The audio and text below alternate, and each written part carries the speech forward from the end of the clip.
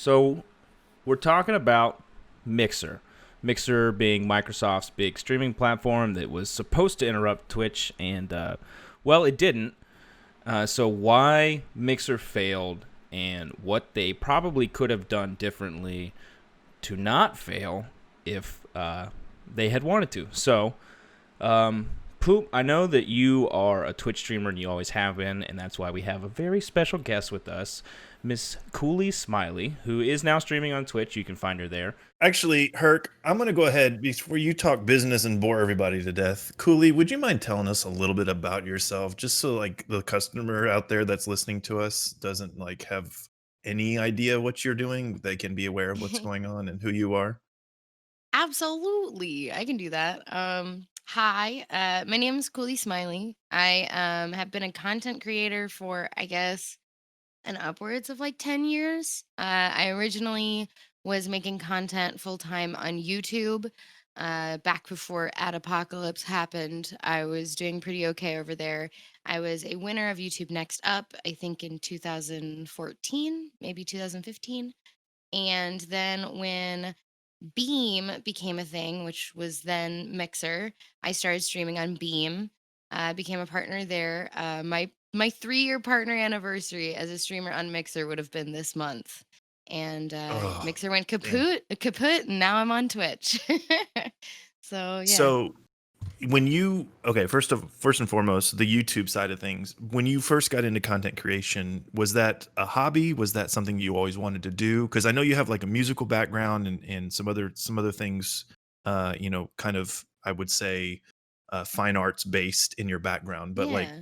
what got you into content creation? Honestly, like back when people started making YouTube videos, I was making YouTube videos. So it was before people really realized that YouTube could be a career and a job. And I had YouTubers that I looked up to because I thought they were really creative and really cool and whatever. There was a channel called Live Lava Live. The guy who ran that, his name was Mitchell Davis. His name is Mitchell Davis, and he was the very first YouTuber I ever watched, and I was super inspired by him. He was very creative and artsy, but he was also funny and quick. And I wanted to, be creative and expressive in my own way. And I used to do musical theater. You kind of touched on that. I did musical theater from the age of 9 until I was about 22 or 23, and did it professionally quite a bit, did it in community settings and in school, but doing video making and video editing was kind of a way for me to express that theatrical side of myself while also expressing, or I guess scratching an itch that I wasn't scratching doing live performance. So it was absolutely a hobby, and then it turned into a job eventually.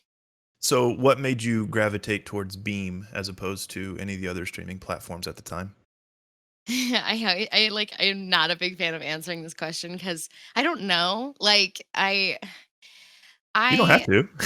no, I know I will answer the question. I'm not gonna, be a bad Okay. sport, obviously. They just don't know how to answer it. Like, truth be told, my brother was friends with the guys who created Beam, like the guys who invented it.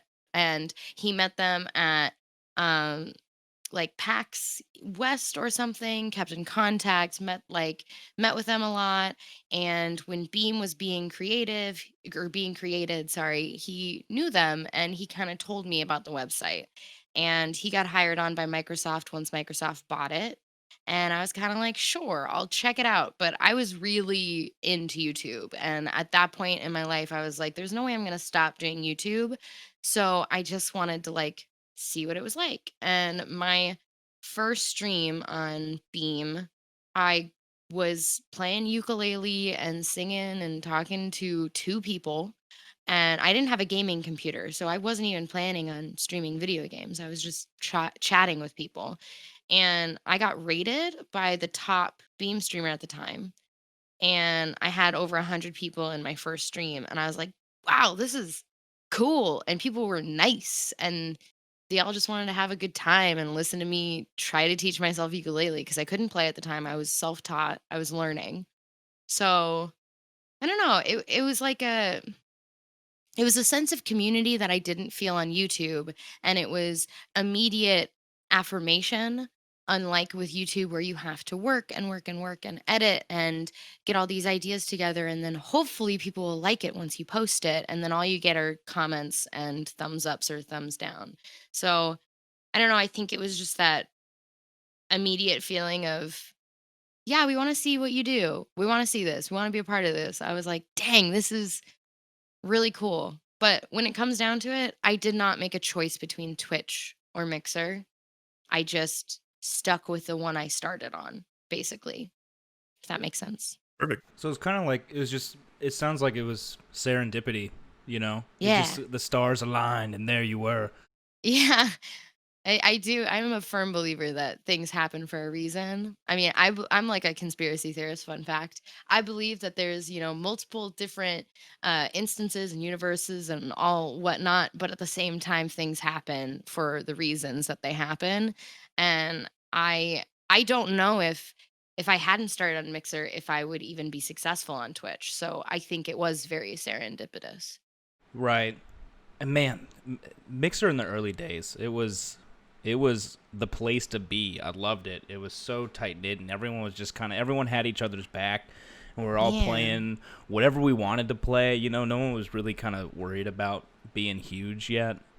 Yeah, man. I really think that when Mixer was still Beam and before Microsoft connected Mixer to the Xboxes, people that were on the website genuinely just wanted to play games with strangers online and have some fun and just entertain some people. And like there really was only variety streamers on that website for the first year at least. And it was a it made it more of a community, more of a family, more of a tight knit group, like you said. I don't know, it's very different. Like once Xbox came into the picture and viewers who were used to watching people on Twitch came into the picture, and people realized that there was a smaller pool, so if they wanted to become a streamer they could make some money quickly on Mixer. It just got very different very quickly.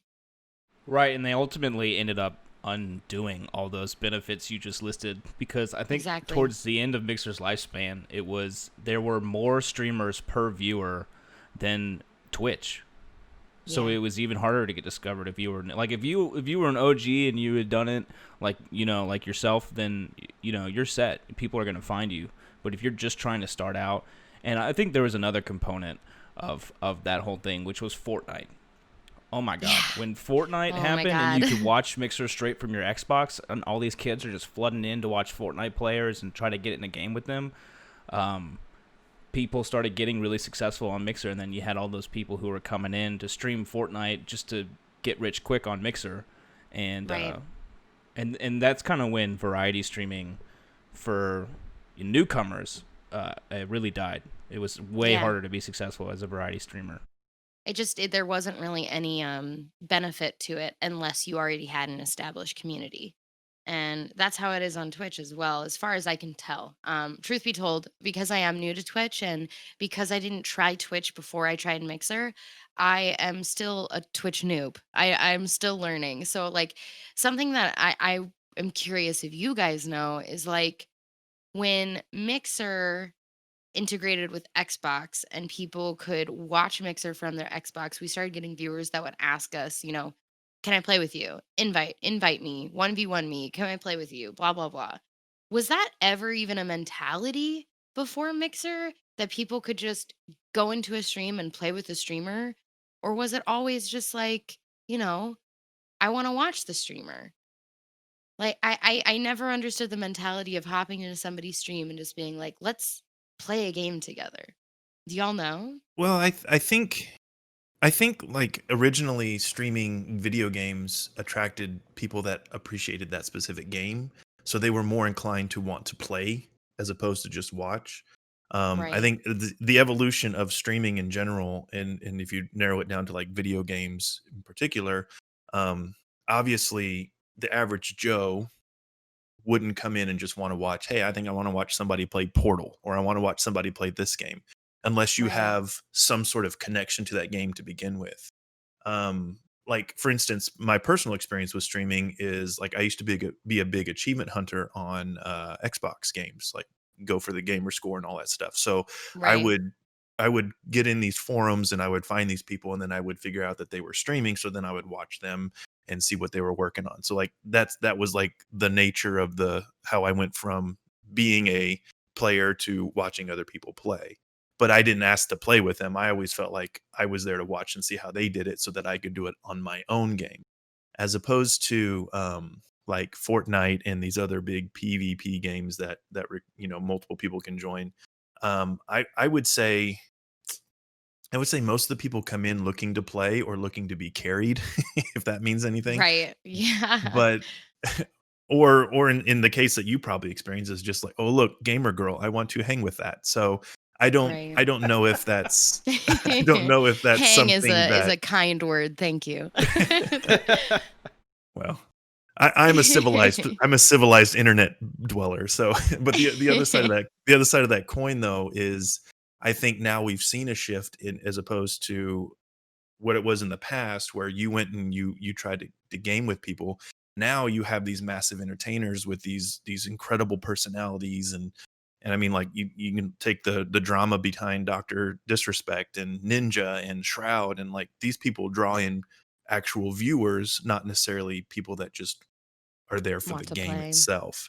Yeah, so I mean, in the world of streaming, of live video game streaming, we're kind of on this precipice of it becoming another TV station, if that makes sense, or Oh, another totally. medium another medium in which you consume content without actually being involved in that content.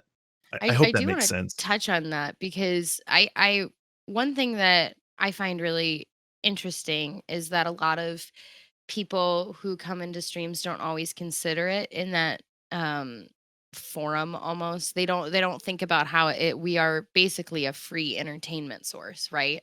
And Mhm. some back on Mixer, one thing that Mixer didn't have that Twitch has is they didn't have as much of a culture behind donating to viewers and subbing to or sorry, donating to streamers and subbing to streamers.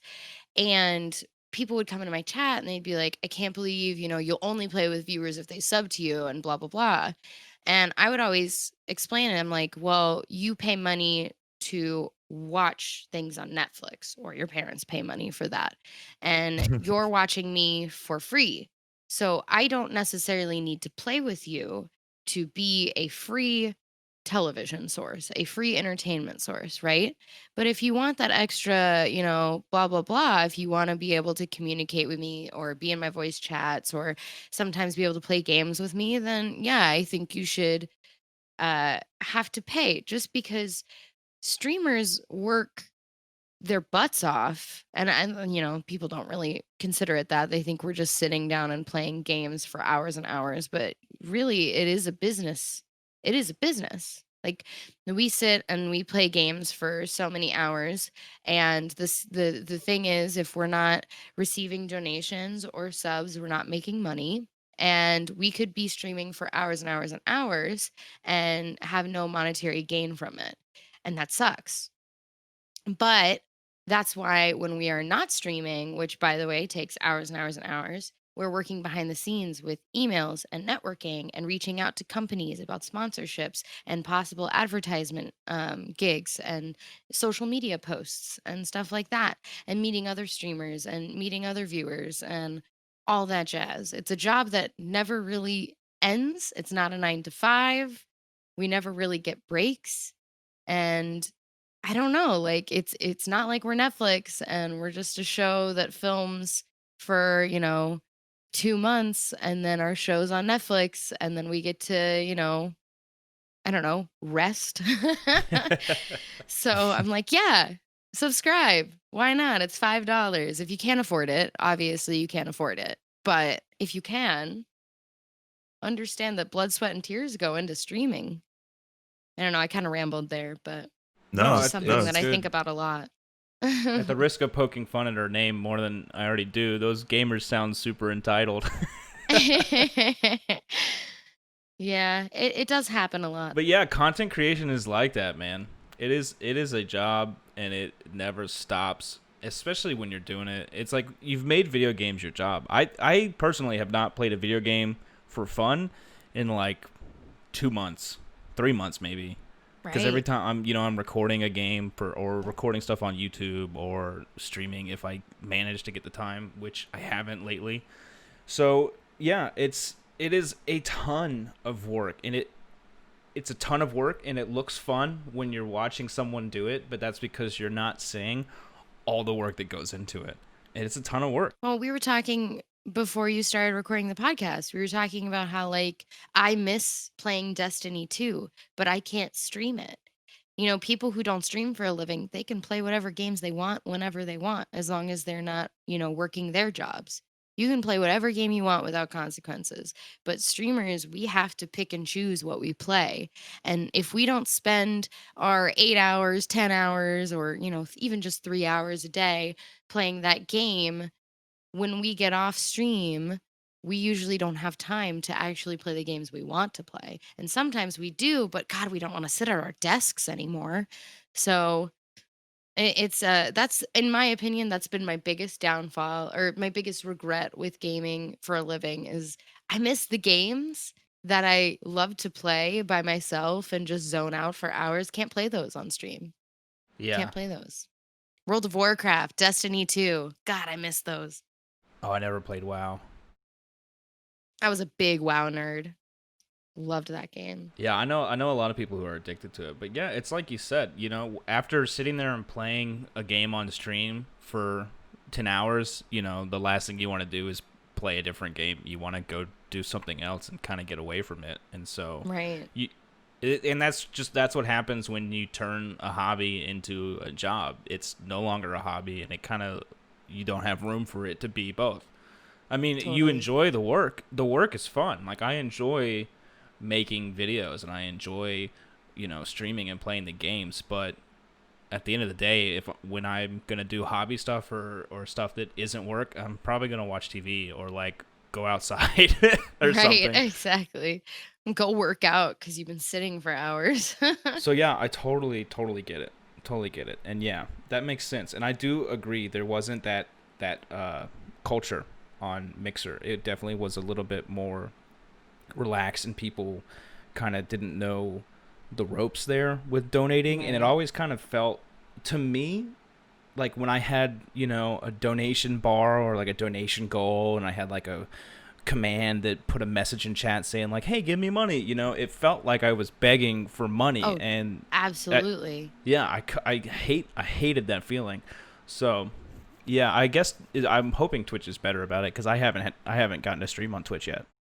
So yeah, I mean that was the first thing I noticed when I first switched to Twitch. Like on Mixer, because the culture didn't exist, and a lot of the people who would watch Mixer who didn't know what Mixer was, it's because they discovered us via the Xbox. And on the Xbox, you couldn't donate from your Xbox to Mixer. They never really made that a feature, and it took years for them to even make it possible for you to sub to Mixer partners via the Xbox. So it was a lot of like begging. I mean, people who stream for a living, we know it's not begging, but it still feels that way when you don't have that culture created in your own stream and you kind of have to put that idea in your viewers' heads that it's like, hey, this is my job. And if I don't get money Hmm. doing this, then I have to get money doing something else. So I won't be able to keep making this content. So if you want to see this content, someone has to give me money, unfortunately, or else I got to go make money elsewhere. And it definitely felt like begging. But when I first came over to Twitch, obviously, Mixer, I didn't have an established community when I first started. And when I came over to Twitch, I had my Mixer community of 40,000 followers and 21,000 followers on YouTube and blah, blah, blah. Obviously, numbers accumulate over time. Doesn't necessarily mean all those people are still watching me. But those people followed me over to Twitch. My first stream on Twitch, people were donating, subbing, giving me bits, all that jazz. And it was I didn't even have to ask because it's just so normal on Twitch. People understand how important that is. And I think ever since I've been on Twitch, I have had to like mention money less and less and less, like so much less. And it's been very almost like culture shock. It's been very different, but in a good way. Yeah, that's great. And yeah, it's a really tough line to walk. That whole like, hey, this is my job line, because at the same time, you want them to realize that like, yeah, this is my job. I'm working. If this isn't Right. successful, I can't do this. But then at the same time, you want it to be inviting. You want it to be personable. You want them Yeah, to. You not don't guilt want your viewer to trippy. feel like, yeah, they're Yeah, watching you do your job. Right. You don't ever want your viewers to feel like they have to donate to you to watch you. exactly.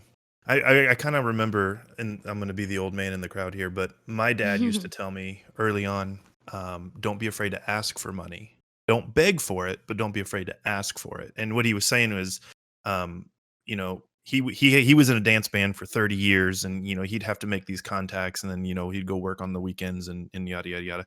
And the Right. the thing was, is you were in control of the contract you set and all that stuff. So I think if you approach this medium with that mentality, you're kind of under the impression that you're approaching a younger crowd audience that may not be in that mindset of business like, but that's the end of the story. Is you need to not be afraid to ask for money if this is what you want to do. If this is your true passion, I mean, don't be a dick about it. Don't be, a beggar about it, Totally. but this is what you want to do, then you need to exude that and say, this is my passion. I love doing this. Any support you have, and I think if you approach it from that mentality, you're going to have a lot more success.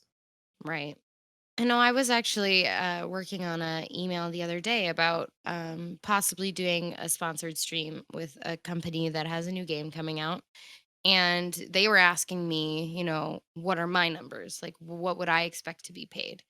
And for this thing, I would have to create a cosplay and make that cosplay from scratch. And then that takes, time away from being able to stream because obviously I can't create that cosplay on stream or else that would be a sponsored stream. They'd have to pay me for that too, et cetera, et cetera.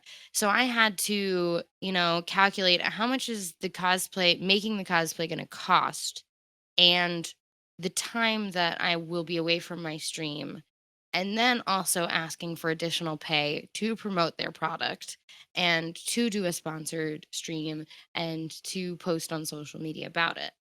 And I immediately was like so uncomfortable thinking about all this. I was like, I don't want to ask for too much, but at the same time, if I don't, you know, that could be setting a bad precedent for other, content creators trying to work with the same company. That could set a bad precedent for me trying to work with other companies in the future. And so maintaining the ability to ask for money professionally without, being rude, burning bridges, etc., and also with understanding your worth. That is a whole other thing tacked on top of this job that I am still learning even after almost 4 years of being a streamer and 10 years of being a content creator. It's not something they teach you in school. No, if only they did, right? Right? Yeah, Gosh. moral of the story: streaming is freaking complicated. It's super Yeah. complicated. It's a ton of work, and toss a coin to your streamer. Uh, I but love that. specifically with Mixer, I do want to talk about why they failed, because it kind of seemed like they wouldn't. They got backing from Microsoft, one of the biggest tech companies in the world. So why shut it down? And I mean, some of that is Microsoft not being able to commit to anything, because they've done this a ton of times. I'm surprised the Xbox is still here. Um, but you kind of touched on one thing that I think was a big problem with them, and it was when you were talking about how no one could donate on through console, and Right. that didn't get fixed for years. And it was frequency of meaningful updates to the platform. It was very, very rare. Yeah.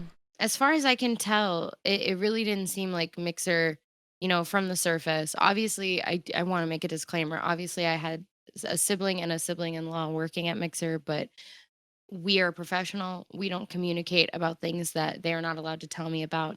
And I don't ever ask about things. So anything that was NDA on my brother's end, I never knew about.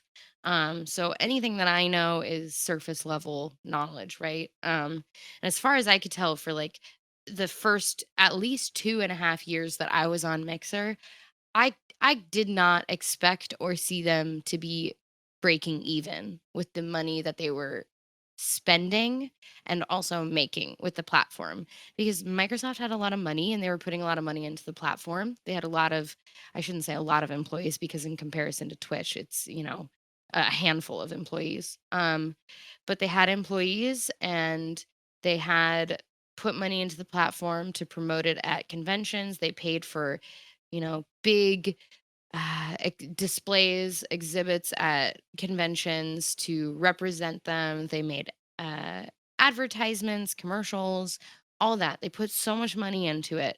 But when it comes down to it, subs didn't come in as much because, and that's a way that Mixer and Microsoft should be able to make money off of their product. But subs wouldn't come in as much because subs weren't available on Xbox. That was detrimental. You couldn't sub on Xbox for the longest time.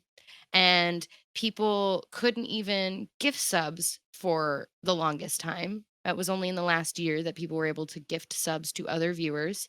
So people who couldn't afford to sub never subbed, and no one who had the extra money could give money to someone to sub. So most of the time, if people with money wanted to donate to a viewer, they wouldn't sub. They would donate money to the viewer and maybe just sub themselves. Eventually, Mixer added gifting subs and added subs to, how many times am I going to say subs? Eventually, they added subs to Xbox as well. But like, even then, it was still clunky as hell, glitchy as hell. Half the time, you couldn't see the button on Xbox. You couldn't see where you needed to click. And when you'd want to gift a sub to someone, you'd have to put their name in. You'd have to choose a specific viewer and type their name in. Meanwhile, Twitch has it where you can anonymously gift 50 subs in one click, you know? Right. Yeah. Yeah. Watching on Xbox was terrible. Yeah. Oh, definitely. And it broke all the time. I mean, if we want to talk about why Mixer failed, like, honestly, it was a broken website and Microsoft didn't have enough employees on Mixer's end. There wasn't enough engineers to make the website work, and they didn't focus on the stuff that was broken. They focused on the flashy stuff. They hired or they bought out big streamers to get eyes on the product, and they laid off a bunch of employees beforehand so that they could do that.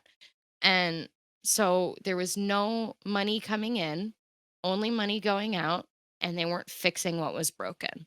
That website was broken. Yeah. Well, not just the website, but I know a lot of viewers. I don't know specifically, and you might have better analytics that you have access to, Cooley, but I would say a vast majority of your viewers are coming from mobile devices, right? Right. And the So mobile was terrible too. it was Yeah. god Oh my awful. God, it was unusable. And just always broken. Always broken. You always had to refresh. Half of the time you'd have to mess with the quality settings to even be able to see the streamer. It was terrible. Absolutely. Now, one thing that I really liked about Mixer was I thought they had some really unique viewer interactivity options. The buttons and like later on, like the GIFs and the things that you could have going off in chat, which did not translate well to mobile at all. Um, No. and I don't even know what it looked like on Xbox if it looked like anything. But I always felt it was um created by some like undergrad student and kind of like as like it was a project that they turned in at the last minute. It never felt fully fleshed out. It never felt fully it didn't look professional, if that Totally. makes sense. Looking in from the outside, a partner who only has contact with, her partner manager and the staff members that she'd meet at conventions and whatnot, there was like a handful of employees. We only ever knew like a smidgen of how many people were working there, and that's because that was really how many people were working there. So when you saw the GIF going across the screens and the stickers and all of that, that's what Mixer called them. I I don't know how many people worked on that. if it was a team or if it was one person. But I saw Mixer or ex Mixer employees tweeting out afterwards, bragging, not bragging, but like implying about how they were one person working on a huge thing that should have been worked on by a team. Like how many of those employees were just spread way too thin? Once again, I don't have any inside knowledge. My brother never shared anything extra with me. I don't ever want to, get my brother in trouble, but just outside looking in, I swear I don't know a single Mixer employee that I had interacted with that didn't seem like they were spread too thin. Right. I'll add as a disclaimer for you. We're just talking shit. Like, this is Yeah. all hearsay. It's conjecture. We're just kind of making shit up. We're theorizing. None of this is backed by facts. This is speculative discussion, and you know, Totally. yeah. No one hold Cooley accountable for the stuff she says. She's just kind of she's riffing with I'm us. drunk. No, I'm just kidding. I'm drinking coffee. You can but- hold me accountable. That mobile app was shit. I'm Oh, there. absolutely. Dude, No, dude, you know, and one Xbox thing was that would worse. happen, one thing that would happen on Xbox is you could be watching a streamer and then you could close the Mixer app and try to go play a game, but the sound of the streamer you were still watching would still be playing on your Xbox, no matter how many times you'd open and close the app, and you'd have to turn your Xbox on and off again. No way. Wow. Yeah, that happened for a while. You'd have to do a full reboot. Yeah. That happened to me. Oh. I only owned an Xbox. I've always owned an Xbox. I never use it. And so like the 2 times that I used it, I had that problem. Yeah, God, it was and like just God typing awful. a single message took 5 hours if you didn't have a keypad on your controller. It was just all bad.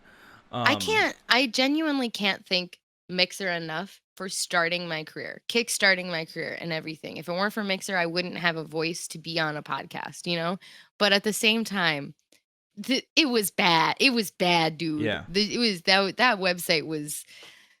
You're right. It was like a college project. That's what it felt like a lot. And I don't think we can blame the people who had their heart in that company. I don't think we can, because it really just seemed like there wasn't enough people, period, to Yeah. fix the problems. I knew a guy on the tech side of Mixer, and I spoke with him a little bit about it. He was basically telling me exactly what you're saying. Is their pipeline was garbage. They were understaffed. Yeah. They had a lot of ideas of stuff that they wanted to implement and things to make the platform better, but getting approval was a nightmare, and then getting Oh, it yeah. done after you got approval was equally challenging because you didn't have a lot of people to do it. It's like, you walk in a room of 8 coders, like, this is our team, and there's a curtain in the back. And like, well, what's behind the curtain? Oh, the rest of our team. And you swipe the curtain open, and it's one dude with a laptop. Right. Like, that was Right. their team. From Yeah. what it sounds like, I don't know for sure. No, and it was like that, but it was like, how do I put this? From what I could tell, based on people that I had talked to, behind the scenes, it just seemed like everybody had good ideas. Everybody that had their heart in Mixer, who worked for Mixer, had great ideas. But regardless, none of them could be implemented because the higher ups weren't willing to listen and had their own ideas, even though the higher ups probably never spent any time on the website themselves. Like, how many Microsoft employees do you think actually, spent enough time on the website to realize how many technical issues there were? Microsoft employees? I don't think I ever saw a Microsoft employee using Mixer. Like, I saw Mixer employees. Right. I'll say I know that some people would watch Mixer out in Microsoft, like other employees, but like I don't think they ever used the website. Do you know what I mean? Like they would watch Yeah. Mixer streams sometimes, but they never used the website. They just have a stream up in the background, if anything. I'm thinking back to like past Xbox press conferences at E3, and like they never even really pushed it. They No, never really. They were it never was so really. frustrating. Yeah, I mean, like you Every would see Mixer maybe the partner. logo. I'm sorry, I'm stamping on you.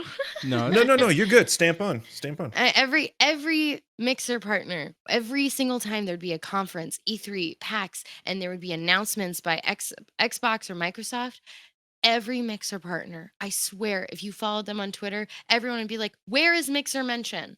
Where is Mixer representation? Why aren't they talking about us?" Like, if they wanted to spend thousands, hundreds of thousands of dollars. I don't actually know how much they gave Ninja, but how much money they gave Ninja Oh, you to don't want to know. promote the yeah, exactly. But to promote the website, they gave him so much money to get eyes on the product, but they didn't even mention it at E3. They didn't Yeah. even mention it at PAX. Like, what are you doing? Why was that the first move? Yeah, it felt like the redheaded stepchild of Microsoft. And the thing that I found most frustrating is the day that Ninja came over and made the big announcement is all these news websites and content creators who streamed on Twitch making their own podcasts. Everybody said, "Oh, you know this new website, Mixer." No, dude. Mixer had been around like 4 to 5 years before that, but it just wasn't that well known and Microsoft never talked about it. It was just it always did. It felt like we just it personally, I saw this coming, not because anyone told me, but I knew that Mixer was a Kickstarter and I knew one day it was a possibility. I didn't expect it to happen this soon or this quickly, but I figured there'd be like a slower, more obvious downfall, right? Um but it just felt like we were always a number to Mixer or to Microsoft. We were Yeah. always, if anything, Microsoft just wanted the tech and they pretended like they wanted everything else. And that's just when it came down to it, it just felt like we were a number, a tax write off. That's it. Yeah, I knew it was going down. I knew like it was Everyone the did. I equivalent of mean, sitting on a ship that's on fire and there's a bunch of holes in it and saying like, "Hey, I think the ship might be about to sink, you guys." But I don't think anyone expected being broken up with over text, right. which was such a tool move. But just for the pain of it, by the way, they paid Ninja $20 million Oh my plus. God. So 20 And million was like the minimum. how many employees got laid off just months before that?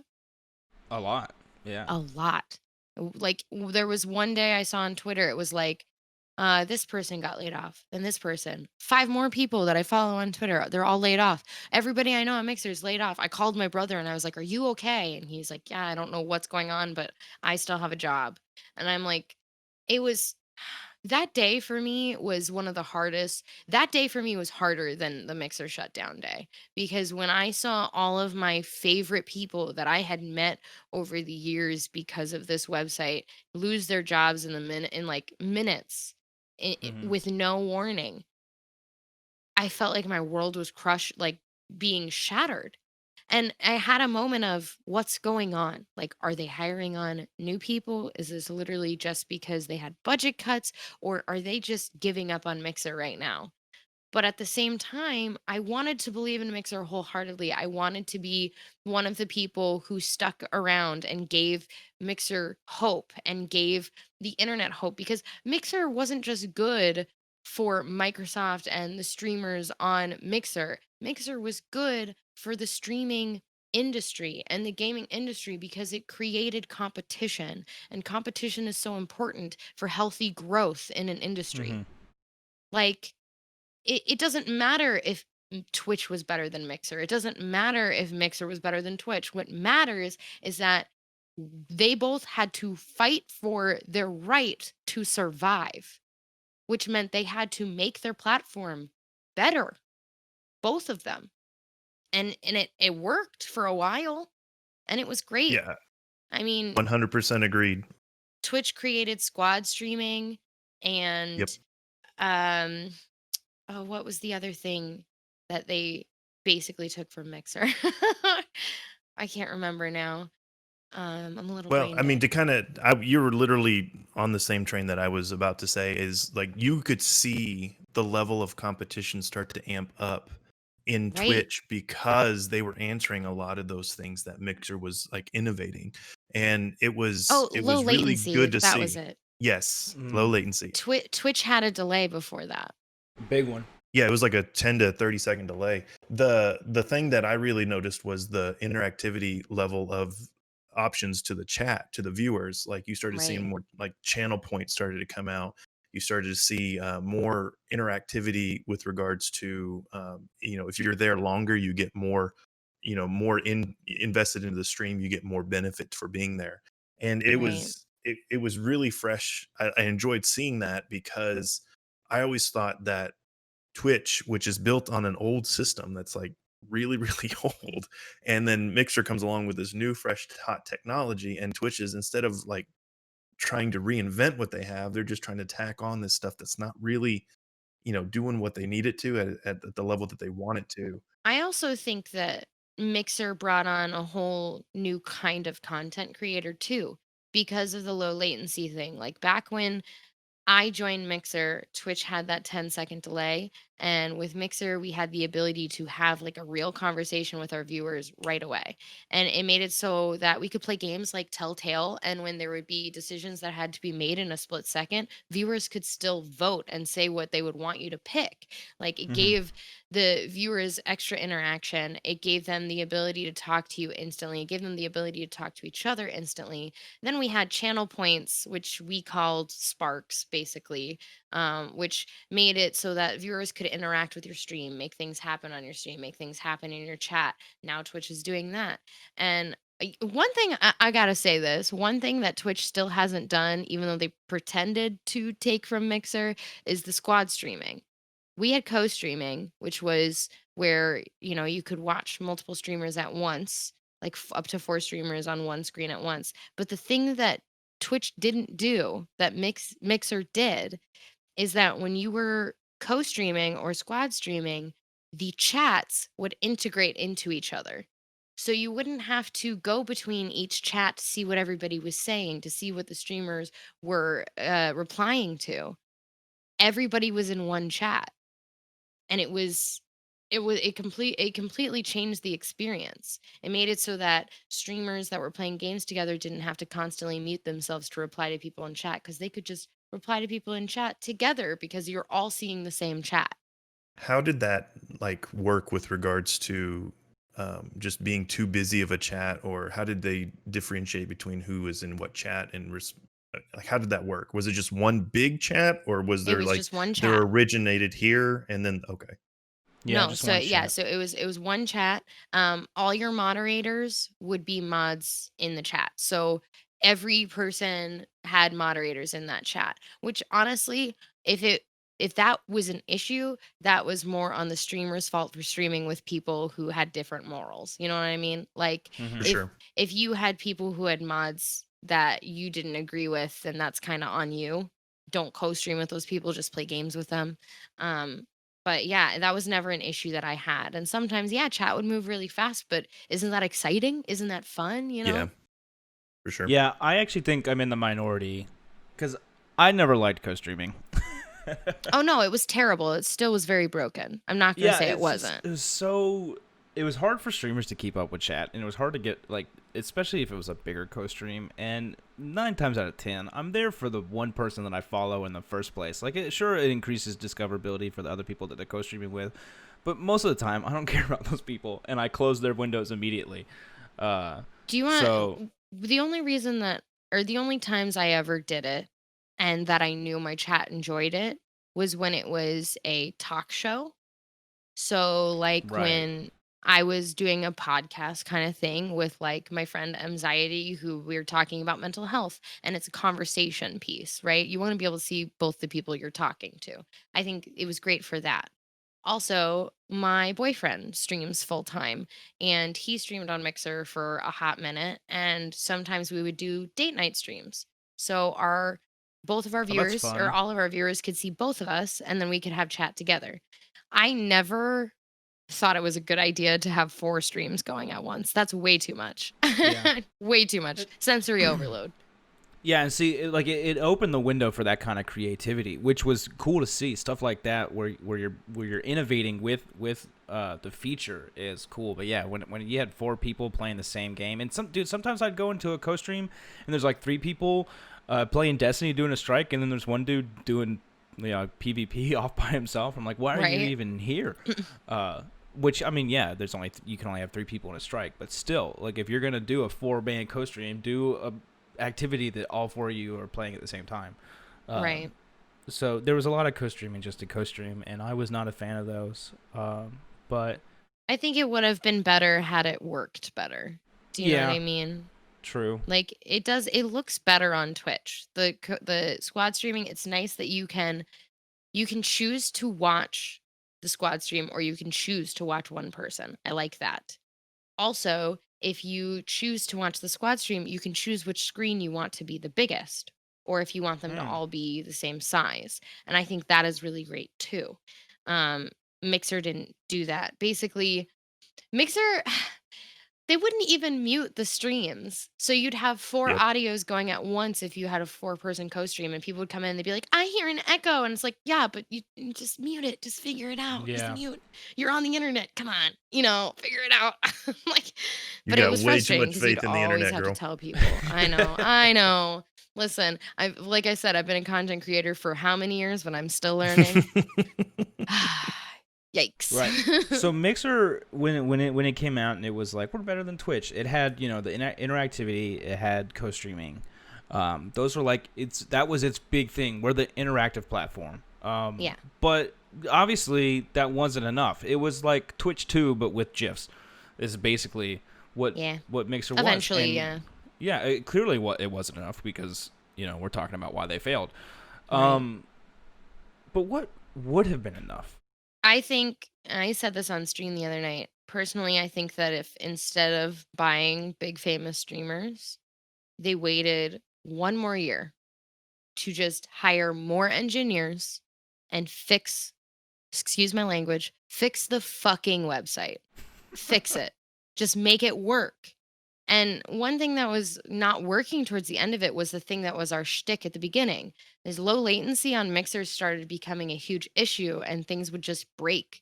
And if that was the issue, even if that was our shtick to begin with, if you want the website to continue, I don't know, instead of keeping it out there and keeping it broken, get rid of it for a while. Try to fix it behind the scenes. Make things look good for new eyes. Because one thing that really was hard was when Mixer integrated with Xbox, we had so many new eyes on us. But half of those people, more than half those people, fourth or 3/4 of those people, they'd come in, they'd see the website, they'd be like, huh, this is interesting. But they wouldn't come back. And they wouldn't come back. It's because nothing worked. So they'd go to Twitch because everything worked over there. So if you want to get new viewers in, you want them to stay. You don't just want them to see it, look, and decide they don't like it. So if they had waited maybe a year, maybe even two, because fuck it, it's not like Twitch worked perfectly for their first few years when they were just on TV.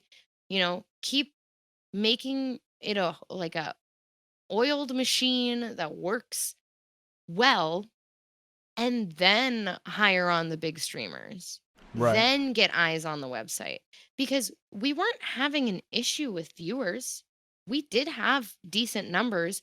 Obviously, they weren't as big as Twitch because Twitch was huge and had been around for years. I never understood the comparison. To be honest, it boils my blood. It's like you're comparing a website that's been around. It's an elderly website. It is a grandparent. And then you're comparing it to an infant, and you're expecting them to perform the same behaviors.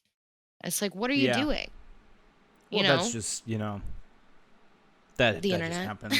Like we make that machinima. I can't tell you how many times people come in and say like, well, this show does this, and that show's like 5 years old. Is like, well, Red vs. Blue did this, and Red vs. Blue is 17 years old now. Right. So Yeah. people just do that. There is no room to grow these days. No. Unfortunately, but another thing I think that they could have done, which we actually talked about this a little bit. I mean, I'm gonna stop and shelf what I was about to say and say something else. We talked about this a little bit when we briefly touched on Mixer in our first episode, Poop. But I didn't know you could do that. I didn't know you could shelf stuff.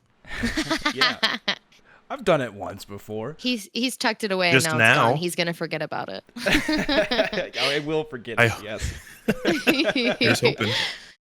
But when apparently, according to both Ninja and Shroud, when they were brought onto Mixer, there were a bunch of plans to host like full-blown live events with them and all sorts of stuff, but the whole pandemic messed all that stuff up. So I Yes. think that maybe their plan might have been to buy these streamers and then use them to put the name out there, like we were saying that they were failing to do at other events, and Absolutely. then they just didn't get the chance to do that. Yeah, for sure. So my brother was a producer at the end of all of it. And um he was one of the people that didn't get laid off when there was a bunch of layoffs. And they laid off production staff. They laid off a bunch of his team, but like the higher ups on production didn't get laid off. So I had the same suspicion. I was like, they're keeping, the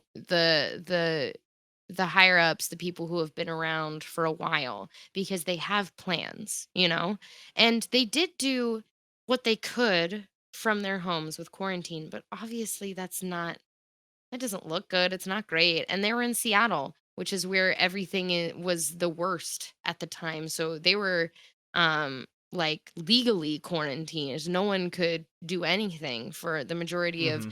the beginning of COVID and all of that. And that put a damper on all of those plans.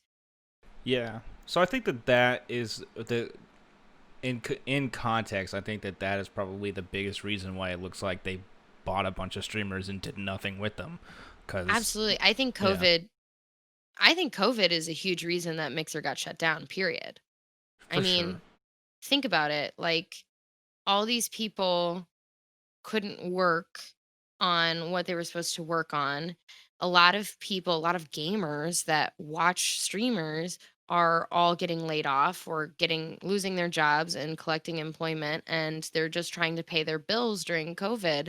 What are they when are they going to spend money on subs? When are they going to spend money on gaming consoles? And Xbox is releasing a gaming console soon.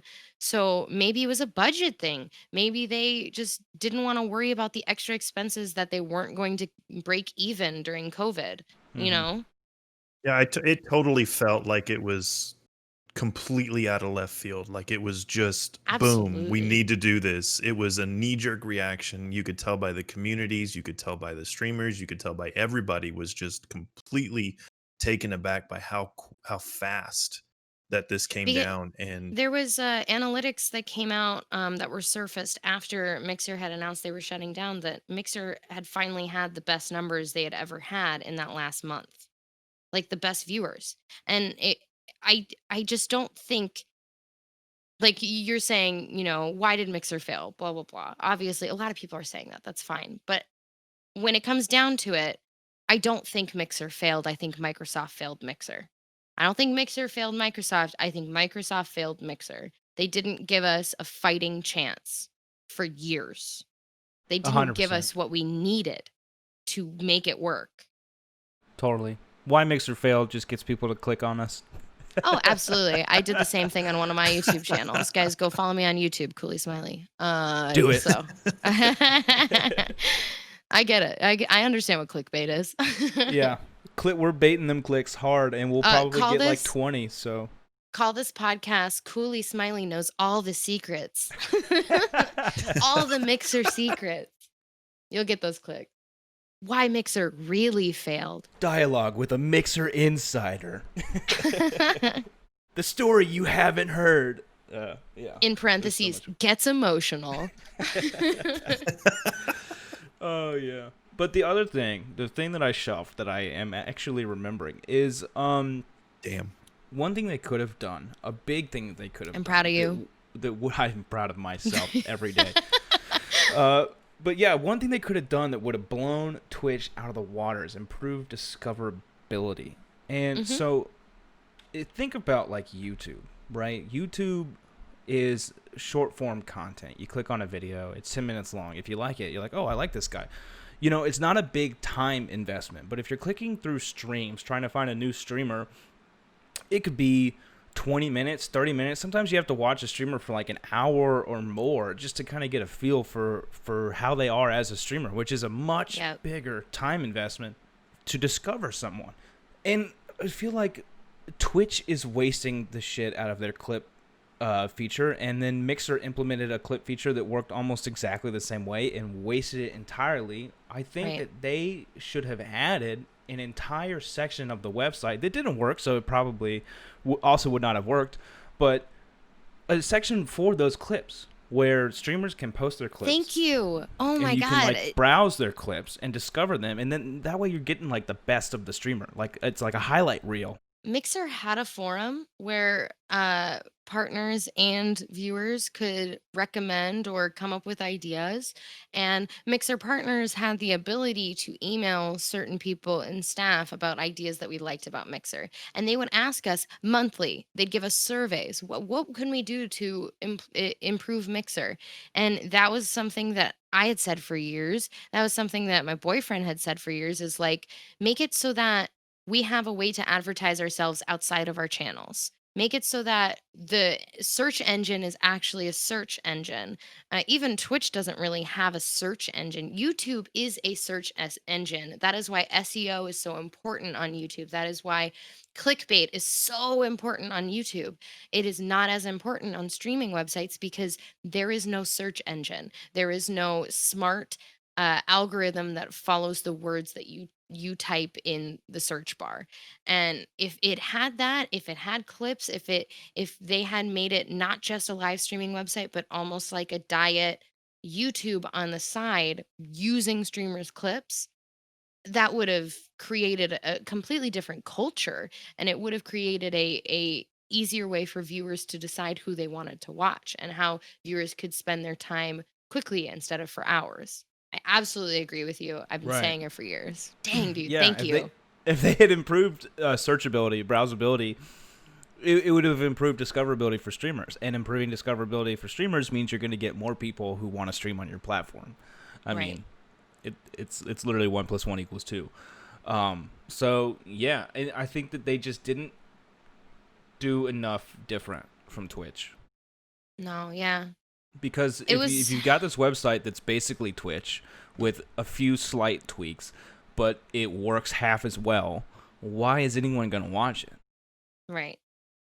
I think that was And a big problem. it did become that eventually, like, because Mixer did have these cool things for a while that Twitch didn't do. And that's why a lot of people chose it to begin with. But then once Twitch started hopping on those trends and hopping on those new additions, then it was true. It was like Mixer is just a website that does it less well. So why would you be there? And people would come into my chat and they would ask, like, why are you choosing Mixer over Twitch? The answer was, I don't know, I'm already here. Almost always. Almost Yeah. I would like, I mean, I used to tell my viewers all the time. I never said I would never stream on Twitch. That was never came out of my mouth. I was careful about saying that. But what I would say was, I don't know if what I do would work on Twitch. I don't know if I'd be successful on Twitch, and I'm successful here. So why would I make my viewers go over there when I know that they enjoy me over here? And Right. while Mixer shutting down was fucking terrible for a lot of us, it was a blessing that it happened all at the same time. It's a blessing that it forced everybody that watched Mixer streamers to have to leave that platform. Because if only a few of us got kicked off of Mixer, then we would have had to ask our viewers to watch a new platform or watch a different platform. But because everybody got kicked off of Mixer, all the viewers had to watch a different platform. So it wasn't like they were choosing between two platforms to spend their Mhm. time on. So of course my viewers followed me to Twitch because where else were they weren't gonna go? Facebook gaming? Aha. Oh, So yeah, Facebook's user experience is worse than Mixer's was. I believe it. I won't It's even bad. touch it. I The won't even chat look. barely functions. Barely And functions. I had a friend to go if- over there. I won't even, I'm not gonna beat around the bush about it. I want to support my friends who decide to stream on Facebook gaming, but I don't trust Facebook and I am terrified of being doxxed. Period. Mhm. So when it comes to Facebook, I don't touch it. Right. Unfortunately. Well, I mean, like your real name is already it's out there. Like it's on your Oh, Twitter profile. absolutely. That's because I want to get into voice acting. Hire me, Right. Laurel Rothamel, please and thank you. I want to get into voice acting, but that's different. On on I am not I'm very careful about where I put my address. I'm very careful about where I put my family's things. Like, I see what you're saying. So Facebook has more than just your real name. right.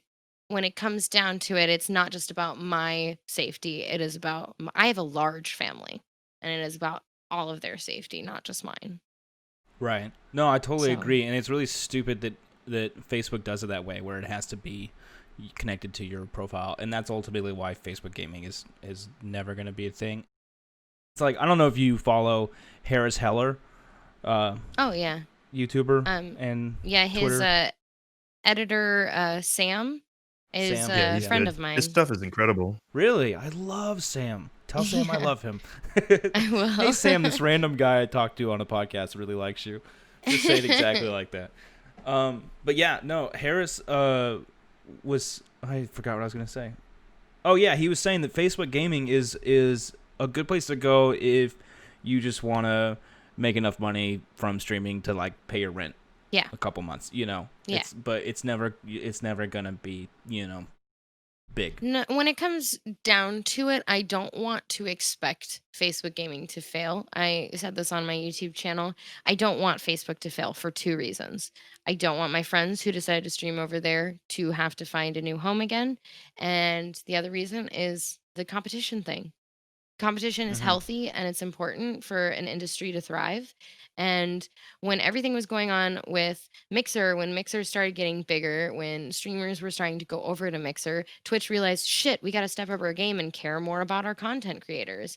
And there Hmm. was changes in dress code and TOS, and there was people getting banned because of sexual assault. Finally, you know, and now that Mixer's gone, even though they said like the day that Mixer announced that they were shutting down, they said they were going to make sure that the people who were getting named during sexual assault claims were going to get banned. A lot of those people still haven't. A lot of them. Hmm. And now that they don't have a big competition, they don't have to, because where else are those Yeah. streamers going to go? And if they do leave, well, unfortunately, they are, you know, what's the word I'm looking for? Disposable. If Hmm. someone leaves the streaming community, there's 100,000 other people who want to play video games for a living. 100,000, and they're just people who haven't realized that when you play video games for a living, you don't get to play them for fun a lot. Right. You don't get to play your favorite games anymore. You'll never play your favorite Yeah. game again. Truly. Yeah. So I do agree. And I mean, more than Facebook, I just don't like Facebook. I really want Yeah. YouTube to get their head out of their rear because their UI is garbage, but they Yeah. have the biggest platform and they have exactly that thing that we were just talking about: browsability, discoverability, a search engine. They have SEO, it. They yeah, just, they have that. yeah, it's just that their streaming UI is basically their YouTube video watching UI. The chat sucks. The interactivity is zero. There's Yep. there's no features like you'd see on Twitch. Like they literally need a whole separate section of their website just for streaming that looks entirely different. I mean, obviously aesthetically it would be similar, but it just their Right. current streaming user interface is terrible. It's terrible. And No, it's the only trying to reason find I'm not on YouTube.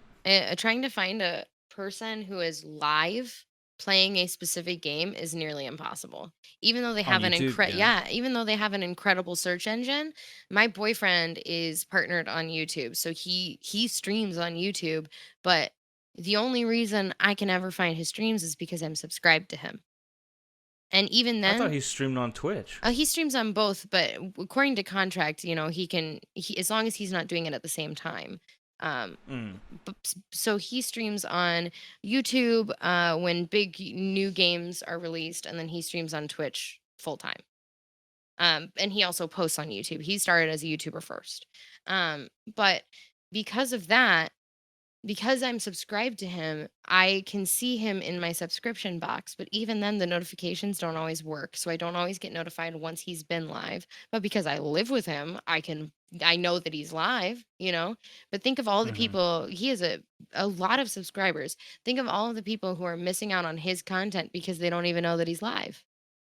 Right. No, they really need like a YouTube.live or something like that. That's a Right. completely separate thing. Like there's a Just a button right different next to the tab. big YouTube logo at the top that you can click to switch or open it in a new tab. Just a They got completely the trending different thing. page. They got the subscription Yeah. page. Give me the live page. Yeah, People who are that live would right work too. now. A new widget. Yeah. I think that's the big problem with a lot of these is like they have an overarching website that they try to jam this streaming service into, Right. and it feels clunky. It feels like it's modular, and it just doesn't work. We're like Facebook gaming doesn't work. Streaming is the future. Yes. Yeah. Until the higher ups at all of these companies realize how important streaming is going to be in the future, I don't know if those things are going to get changed, because they're at this point they're just like, we're going to stick with what works. But even so, these things don't work. So until you push yourself to make things work better, they're just going to be like this.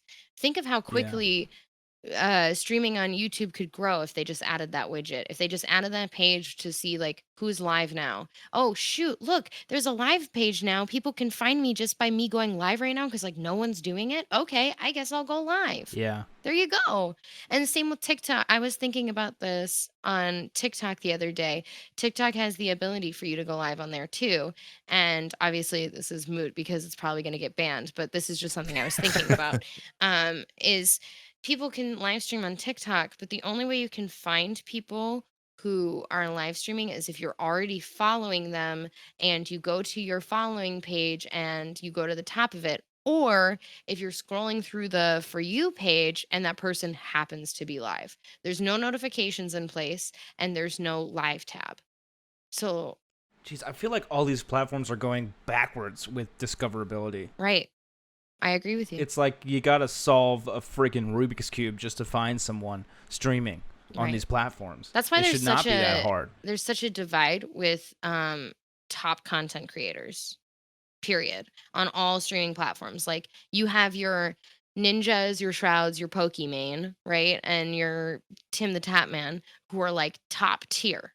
And then like you look at the viewers on the next game underneath them, they have probably 100,000 less viewers or like 10,000 less viewers because Mhm. people want to watch either the top streamer or they are going to go based on game and then maybe go to the top streamer of a different game.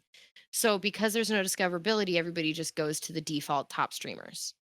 Unless they're the kind of viewer that wants to watch a streamer who has little views and they want to watch a streamer that'll actually talk to them. But that's, different. So oh my God, words. Discoverability would completely change that. I had coffee. Can you tell? I'm talking so fast. I'm not even thinking before the words come out of my mouth. Hey, So- we're getting a lot of topics in this very narrow time window. So I should have had more coffee. I had 3 cups. I don't drink coffee. But yeah, I totally agree. It's unfortunate. I mean, there's always going to be that element of the rich get richer, especially when you're talking about like those big guys. They're just gonna keep growing, Right. until everyone on Earth watches them. I mean, how many years are we away from that big screen in Idiocracy with all those ads on it, and then like Ninja in the middle doing "Ow my balls"? Like we're barreling towards that. America already has a reality TV show host as their president. So yeah, not that far. Not that Yeah, far. we're getting there. Call me when it's an ex wrestler turned ex porn star turned president, and then we'll be there. That's what I want. I want a porn star president. I'd vote for her. Let's do it. Why'd you gotta It's be a a little her? off topic, but Oh, I want it to be a her. I'm ready. I'm ready for you a don't female want a president. guy porn star to be No, it's true. president. Trust me. Although if our first female president was a porn star, that would be terrible for women in general. But Yeah, that that's, would not help. moot once again. That would be very America. Oh my God, dude. Yikes. Makes you think of Parks and Rec when Leslie Knope's trying to Yeah. something that me and Leslie have in common. No, we have nothing in common, actually. Yeah, it does suck though. I'm gonna miss Mixer, but probably more so than you. I was just relieved because leading up to Mixer failing, I was, kind of side-eyeing Twitch, like that meme of the guy, the one I'm talking about, where he's like looking at absolutely. the other chick. Yeah, I was looking at it, and I was really thinking about twitching, or I was thinking about switching, because it was too hard of a decision to make, because I'd been on Mixer forever, and I had like that little level of emotional attachment to it that Right. made it really hard to say bye and leave. But then they shut it down, and I was like, oh, thank God, No, I've been relatively open about this, but I think enough time has passed that I can say this. But honestly, when it happened, I was obviously immediately sad and scared, horrified. But after one stream on Twitch, after not even actually, no, after my last stream on Mixer, the next morning, after I had cried it all off, the next morning I woke up and I felt like a weight had been lifted off my shoulders. I felt so much relief because obviously I had a brother and a sister-in-law who worked there, so I was extra chained to Mixer, but I did Hmm. truly believe in it and I wanted to be someone who believed in it wholeheartedly until the end, and I did that. And I'm proud of myself, and I'm proud of the people who did believe in it and cared about it that much, but at the same time, now we have this ability to thrive in a place that wants us to thrive. And Mixer wanted it, but Microsoft didn't care. So, I'm Hmm. just excited to see the possibilities. It's been a setback for a lot of Mixer streamers, unfortunately. I have been one of the lucky ones, and I feel like I have survivor's guilt in a way. Um, but I I am so excited to see the Mixer streamers who let this fuel them with motivation and badassery, and who are going to take this new opportunity and decide to step up their game to show the world that Mixer streamers aren't going down without a fight. And I do see that from a lot of people already, and it is inspiring. Wow, I meant to say inspiring and my words just deleted themselves. Inspiring. I heard inspiring. Dope. Okay, I cool. heard it. You said it. Don't worry. But no, totally. Yeah, it's great to see everyone in Twitch. I mean, for their part, not the platform themselves, but the big streamers on Twitch were very welcoming to Mixer people, and we're doing a lot. Oh Like man, for tossing sure. raids as soon as I got on and stuff like that. That's how I met So yeah, Sam, you've been having a good Harris time Heller's on. friend, and Oh, really? yeah, honestly, I was terrified that Twitch streamers were just gonna like spit on us and say, "Haha, you failed," Mm-hmm. and some did, but it wasn't really Mixer part or Twitch partners. It was other people, but It was the basement people. the it was the vocal minority. I think Yeah. that's it. But the Twitch partners that I have met since have been so welcoming and so kind and so down to earth. And I just feel like I finally graduated high school, if I'm completely honest. Sorry, Mixer. But I feel like I graduated high school and it's great. That's such a good description. The way I was saying it is, it's like in Dragon Ball when Goku and Krillin were training with the turtle shells, and then they finally took the turtle shells off, and they could jump Yes. really high. Yes. Oh man, that fucking turtle shell, that blue X'd turtle shell. Damn, dude. That's what I've been saying. I have no yeah, idea what it's, you're talking about, Herc. I don't. You need to watch Dragon Ball, Shez. Dude, There's I think it's up to like 500 episodes now, so get busy. I'm sorry, I'm Poop. good. You don't know Dragon Ball? I'm gonna tell you about it in 3 more episodes.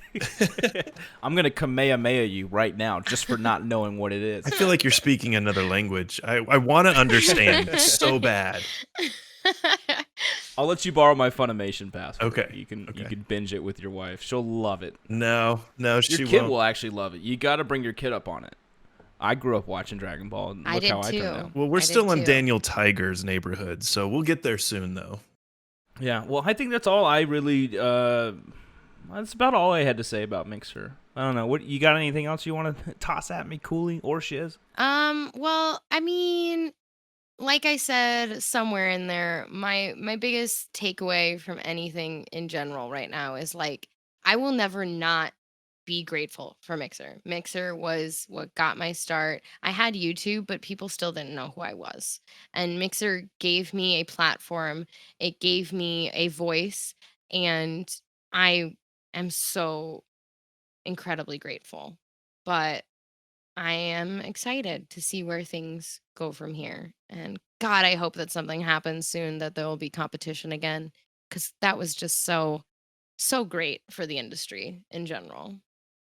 Yeah, and the competition for Twitch is something, because it's like you said, when there's not competition, they can just do whatever they want and be like, Right. oh, don't like it, go somewhere else, haha, you know.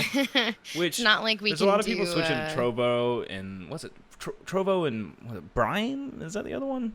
Oh yeah, I'm not sure. All those other ones, it's just like Trovo, I want to be supportive of those things because I want competition, but at the same time, like I don't want to come in and back something that's being built again. no, and once you've already been part of a Kickstarter, it's hard to want to do it again. It's just it ages you, man. It ages you. I can't imagine how my brother felt when all of this happened because he was really with Mixer from the start and it was his baby. I feel like my brother, I mean, if you had asked me, let's say 6 years ago, what my brother would be doing as a job, I definitely wouldn't have told you that he was someone important in Microsoft. But this job taught him so much and created this person who was like 10 years older. It was just, it aged us. Kickstarters age Yeah. you. They can be great and they can be Or worth we the time, aged. but It was what, like 5 years, 6 years? oh It God. was a long time. Yeah. But what's your brother doing now? Is he bounced back? Is he working somewhere else now? Yeah, so both my brother and my sister-in-law actually announced today. They are both working on different strains in Xbox. She is on Game Pass as a marketing manager, and he is on Xbox as a I don't want to misspeak. I think software, maybe, or hardware. Not really sure what that means, but I know he's enjoying himself. Okay, That's awesome. Yeah. That's great. Good Both for at him. I'm Xbox. glad for them. Yeah. Cool. Well, I've been an Xbox person until I moved to PC gaming. I was an Xbox person forever. And yeah, so props to them. Go Xbox. Go Team Xbox. Ooh. But yeah, so that's kind of my thing. I never really was as hardcore into Mixer as you. I got around like right before they changed the name to Beam, and I grew pretty well. And then the Fortnite Nation attacked, and then I stopped streaming, and now I've Fortnite been doing Nation. the YouTube thing. Yeah, no, once Fortnite became a thing, it was definitely hard to grow on Mixer unless you were playing it, especially right at the beginning. It's very different. I'll have anybody that's watching this or listening to this, sorry, if you're still listening to this, I was one of the only Mixer partners that never played Fortnite ever. I never played it, and I still managed to grow my community. So if you guys are wanting to start streaming, you don't have to play Fortnite. I'm just gonna say you don't have to, but you do have to spread yourself thin on other social medias and promote yourself that way. I mean, that's just a good move anyway, Yeah. right? Diversify your social media portfolio, because if you've got all your eggs in one basket, and let's say that basket's Mixer, and then one day Mixer, your basket, tweets out, "Hey, I'm not a basket anymore." Well, all your eggs are going with it. Yeah. So the I think fact that that's- you did diversify, that you had platforms elsewhere, is probably part of why you Yep. made the transition away from Mixer so successfully. That's what I was gonna say. I think that I got really lucky. I had a tweet kind of blow up the day that Mixer announced their shutdown, and I think that really helped. But if it weren't for TikTok, Instagram, YouTube, and Twitter, I don't even know if I would have gotten partnered on Twitch that quickly. Because they did when I applied for partnership, they asked me for those numbers, and I think that that gave me, put me in a league of my own, and it also brought in eyes to my content once I was switching over to Twitch that other people didn't get if they weren't spreading themselves across those platforms. So yeah. I'm on social Totally. media an unhealthy amount, but it's good for my career, but it is bad for my mental health. Just gonna throw that suck out at there. social media. It's the worst, man. I'm so bad at it. I like go to bed and I'm like, fuck, I should have tweeted. Okay, All the fun time. fact. When I first became a streamer, I used to make timers on my phone to remind me to tweet daily. So what'd you tweet about? I used to have a notepad of things that I would think about throughout the day. And if I didn't have an idea to tweet, I'd be like, I should tweet for engagement reasons, to get people to pay attention to my shit, for a reason to follow me. So I'd just refer to that notepad and be like, this is funny, fuck it. And I'd tweet it. That's a good idea. That's brilliant. Yeah. I feel like because I do the whole Mobomu thing, which you're listening to this podcast on it, everyone, don't forget. My tweets they come off so corporate, and it's like I'm a brand account with 50 followers tweeting corporate shit. It's just it's a weird vibe. Yeah. You have to like create your own voice. Like, you know what Twitter is thriving right now is the Fall Guys Twitter. Not just because Fall Guys is a great game and people are loving it, but the Twitter is hilarious. Their community manager is so funny, and the community manager basically tweets like it's their personal account. They refer to themselves as a person. They'll be like, "I want this. I want to see this." They're not like Fall Guys wants to see this. Mhm. So they create a voice that makes them their own and makes them different, and it makes it 10 times funnier. Same with like Wendy's. Wendy's is thriving because they're just sassy as hell. They've created a Yeah. personality for themselves. So I don't know, if you think about it like that, maybe that could help. Did you ever see that internet historian video about corporations tweeting? The Silence brand meme? No.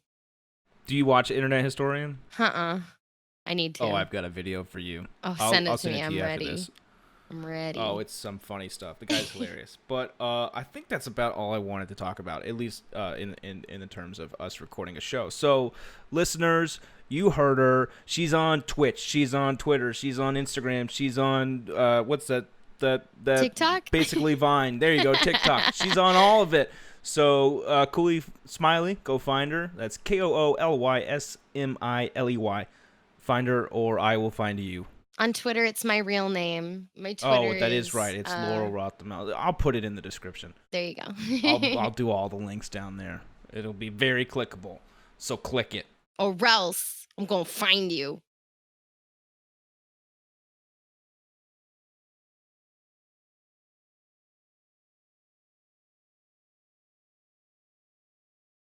He's not joining.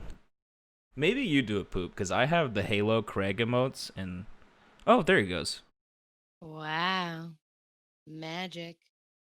I don't want to redo all that stuff I just did. I did so good the first time. I believe in you. Damn it, Craig. You're reminding me of my father always leaving. Oh, no. Oh, Right. no. Craig, if you leave again, I'm going to be very angry. And my mom cries. Craig, do you have the eggs or not?